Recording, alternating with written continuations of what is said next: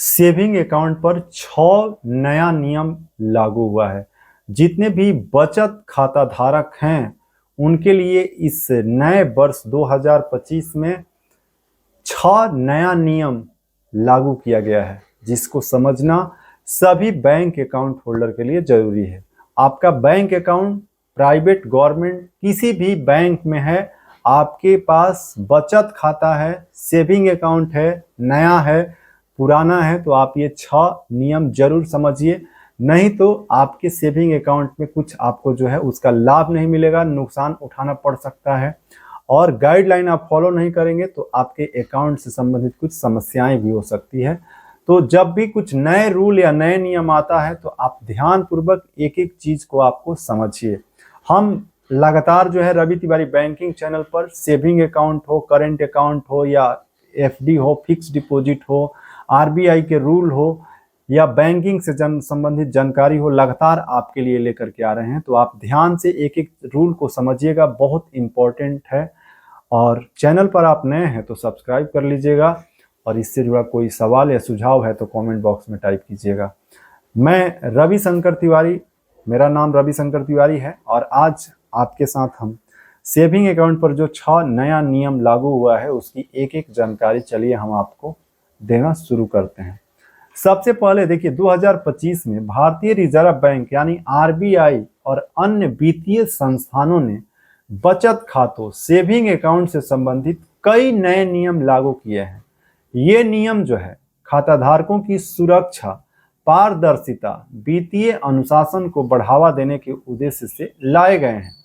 हम आपको अब आगे जो है प्रमुख परिवर्तनों को एक एक करके बताना शुरू करते हैं। देखिए, सबसे पहले नाबालिगों के लिए बैंक खाता संचालन की अनुमति, जो आपको हम सेविंग अकाउंट पर नया नियम बता रहे हैं, उसमें आरबीआई के तरफ से अब 10 वर्ष या उससे अधिक आयु के नाबालिग बैंकों की जोखिम प्रबंधन नीतियों के अनुसार स्वतंत्र रूप से बचत और सावधि जमा खातों को संचालित करने का अधिकार दे दिया है।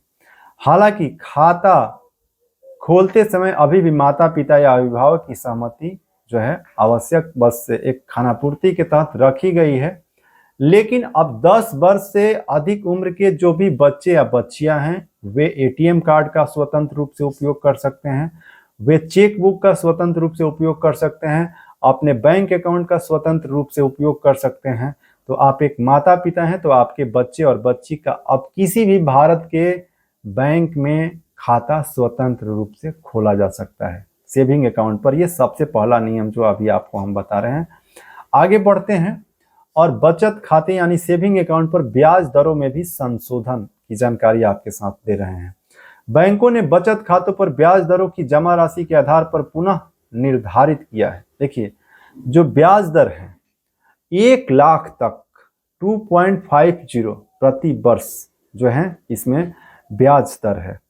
अब बात करते हैं 1 लाख से 5 लाख तक, तो इस पर जो है 4% प्रति वर्ष ब्याज दर है। 5 लाख से 10 लाख तक यानी कि 7.25% प्रति वर्ष ब्याज।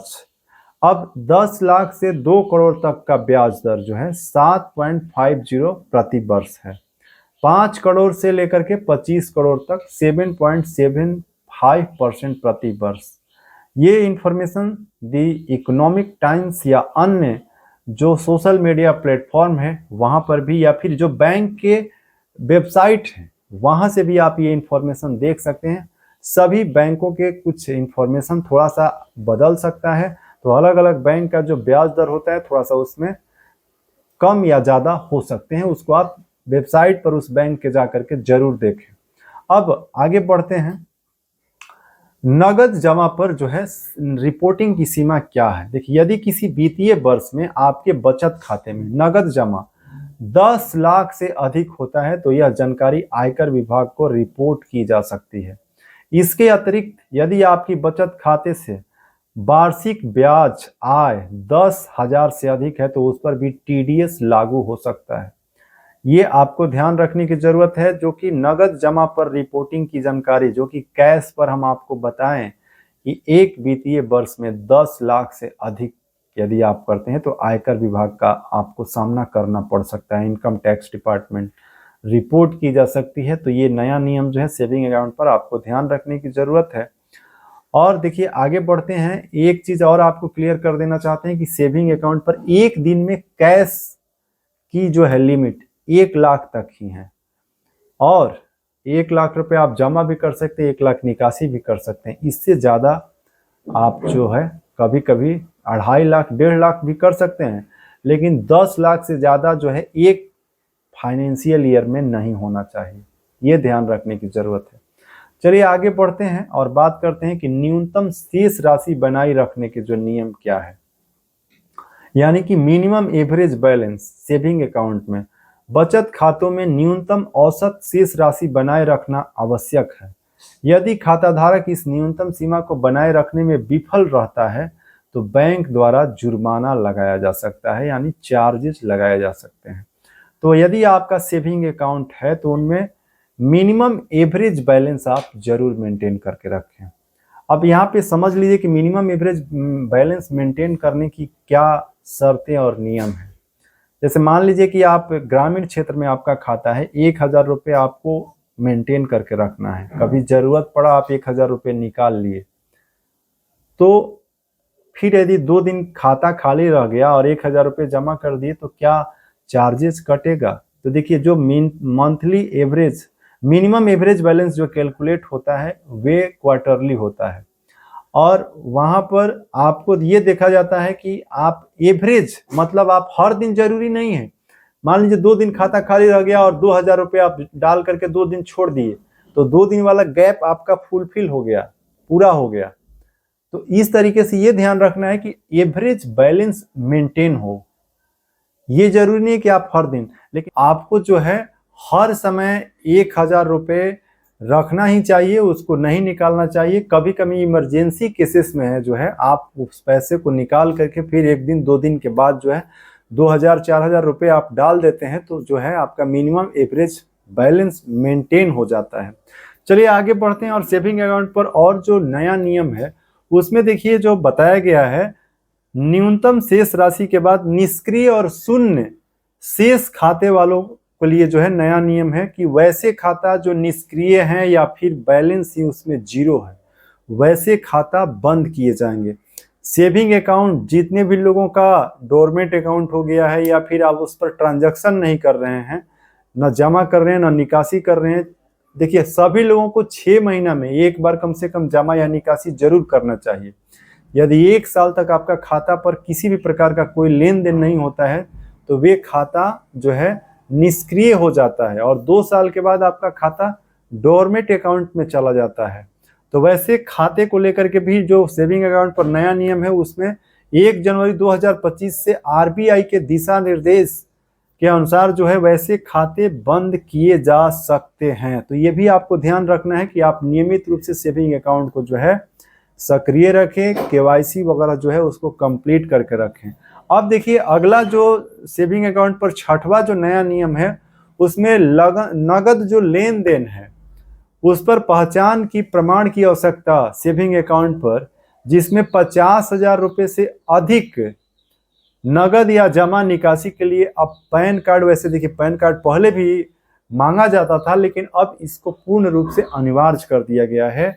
अब 50,000 रुपये से अधिक यदि आप बैंक में जा करके जमा करते हैं तो आपको पैन और आधार कार्ड देना होगा।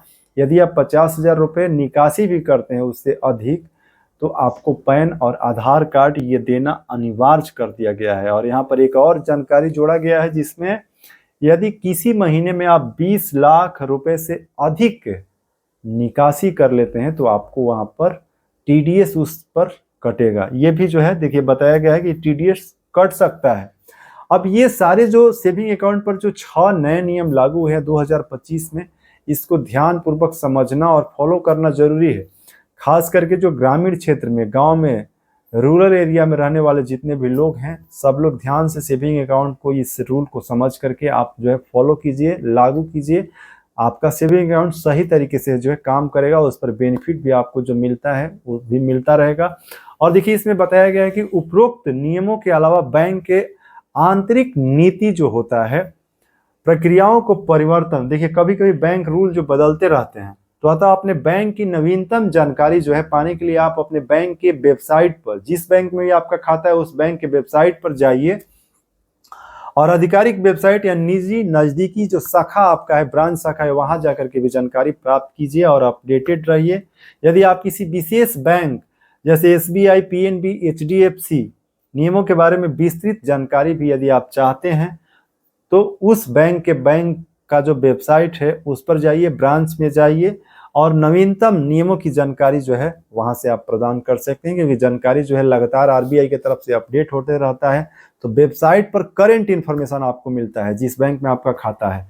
तो आज की इस वीडियो में सेविंग अकाउंट पर 6 नया नियम की जो जानकारी आपके साथ साझा किए हैं, ये जानकारी कैसा लगा आप कमेंट बॉक्स में टाइप कीजिएगा। रवि तिवारी बैंकिंग चैनल भी आप देख रहे थे तो सब्सक्राइब करके लाइक जरूर कीजिएगा और जुड़े रहिए और देखते रहिए ऐसे ही इंपॉर्टेंट इन्फॉर्मेशन। तब तक जय हिंद।